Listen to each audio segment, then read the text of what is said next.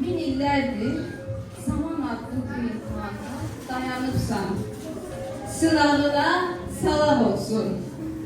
Uca millet, kan kokuyan bu cahanda ayaktasan. Her anına salam olsun.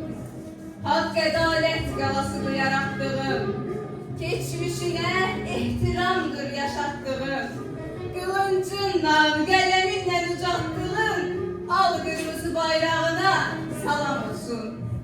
Tanrı yurdu, Mevlane'ye kucak açan, Yunus İmre ocağına ışını saçan, göy Türklerden üzü beri çiçek açan, elim senet gülzarına salam olsun.